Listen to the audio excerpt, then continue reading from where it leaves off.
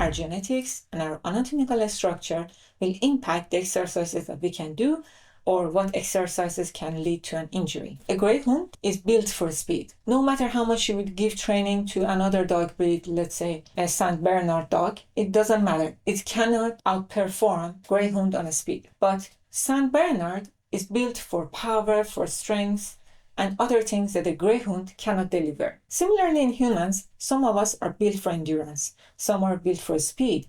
Some are better in strength. Some have better flexibility. And if you want to push for something that you are not built for, that actually cause more injuries. And you will never outperform the person who actually had a genetic or anatomical advantage in that category. A few examples on how your biomechanics and anatomical structure will make a difference in different sports. For example, if you have a thick torso and larger joints, it will give you the structural stability to do things like wrestling and weightlifting. But then that will limit your range of motion and how flexible you can be.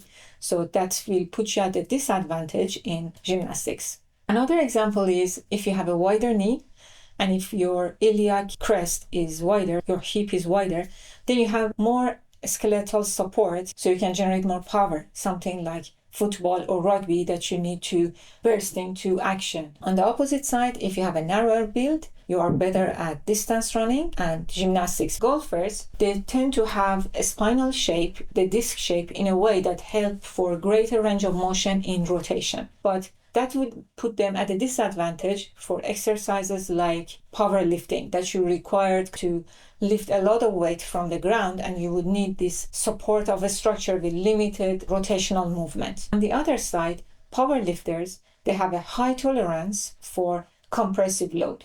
So their spine is not as much good at in rotation, but they're very good at compression. So they can lift the weight and then they cannot swing the golf club. Some people have a stronger binding collagen fibers in their discs, and that will help them to have more repetitive movements without much injury and the joints getting stressed. For other people, repetitive motions of bending and twisting and putting pressure on the joints may lead to an injury. If you have grown up doing a certain activity, a certain sport that was mainly one-sided, or you played it one-sided, let's say you always kick the ball in soccer always with one foot, or you always preferred one hand in volleyball, or if you were skateboarding, you always push with one foot on the ground. So this creates a certain pattern for the activity which suits the activity and will help you perform better in that activity, but also creates these imbalances. And if you think of it, a certain activity, let's say my friend has recently picked up archery. In archery, one of the hands is pulling and the other hand is holding the weight. So when you think about it, if you never change your hand, it may potentially create injuries. Also need to admit that as a dancer, even though the trainer is always pushing us to change sides, I have always relied on one side of my body way more than the other side. That can cause imbalances and asymmetries and potentially injury. So we talked about our differences in genetics and anatomical structure, and also how our previous training has perhaps done certain strengths and conditioning for us and created certain imbalances or asymmetries. And also there's a neurological trait side to this, that all of them bring us to where we are now. That NBA player who is explosive, they can generate a lot of power in a short burst of time, they usually have a shorter attention span. So if you're a coach and you want to train them, you cannot go on and talk for a long time. You need to give them very short cues and let them go and do the action. And also you cannot expect them to stay in the game for the long duration, because now we're tapping into endurance. And endurance needs a stamina, needs a slow twitch fiber. And this is competing with the fast twitch fibers, with explosiveness that they have. So if you want them to now become endurance athlete, you're taking an edge off of the explosiveness that they have. Or let's say in the combat sports, a fighter who is very explosive, they may try to knock off the other fighter in the first round.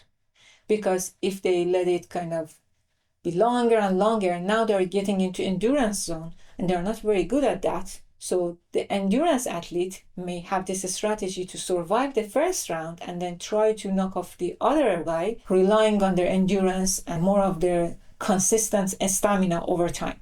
So there's always these competing things or these trade-offs for athletes. So it is partially biomechanics, structure of the body, and also how the neurological trait is and how the strategy for your training need to be.